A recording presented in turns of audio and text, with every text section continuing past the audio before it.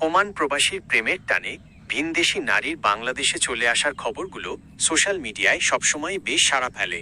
2026 সালের এই সময়েও এমন রোমাঞ্চকর ঘটনা আমাদের সমাজের মানুষের কাছে বেশ কৌতূহলের বিষয়।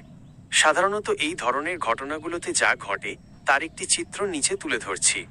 প্রেমের টানে 7 সমুদ্র পাড়ি, মূল ঘটনা প্রবাহ।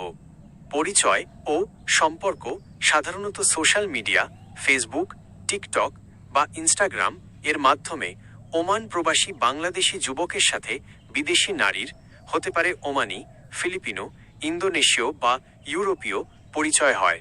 দীর্ঘদিনের আলাপচারিতা একসময় গভীর প্রেমে রূপ নেয়। বাংলাদেশে আগমন, ভালোবাসার টানে সেই নারী সব বাধা পেরিয়ে বাংলাদেশে চলে আসেন। অনেক ক্ষেত্রে তারা ধর্মান্তরিত হয়ে বাংলাদেশি যুবককে বিয়ে করেন এবং গ্রাম বাংলার সাধারণ পরিবেশে মানিয়ে নেওয়ার চেষ্টা করেন। এলাকায় চাঞ্চল্য, বিদেশি বউ দেখতে পারা, প্রতিবেশীর ভিড় জমে যায়। এটি আমাদের গ্রামীণ সংস্কৃতির এক পরিচিত দৃশ্য হয়ে দাঁড়িয়েছে। এই ধরনের খবরের পেছনের কিছু বাস্তবতা। সাংস্কৃতিক মিলন, ভিন্ন সংস্কৃতি এবং ভাষার বাধা থাকা সত্ত্বেও ভালোবাসার টানে মানিয়ে নেওয়ার এই চেষ্টা মানুষের আবেগকে নাড়া দেয়। আইনি প্রক্রিয়া, বিদেশি নাগরিক বাংলাদেশে স্থায়ী হতে চাইলে বা বিয়ে করতে চাইলে নির্দিষ্ট আইনি প্রক্রিয়া এবং পুলিশ ভেরিফিকেশনের প্রয়োজন হয়, যা বর্তমানে বেশ কঠোরভাবে পালন করা হচ্ছে।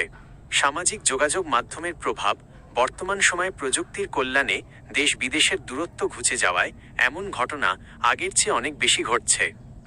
একটি মজার তথ্য, ওমান প্রবাসীদের নিয়ে এমন অনেক গল্প শোনা যায় যেখানে তাদের সততা এবং পরিশ্রমী স্বভাব বিদেশি নারীদের মুগ্ধ করে।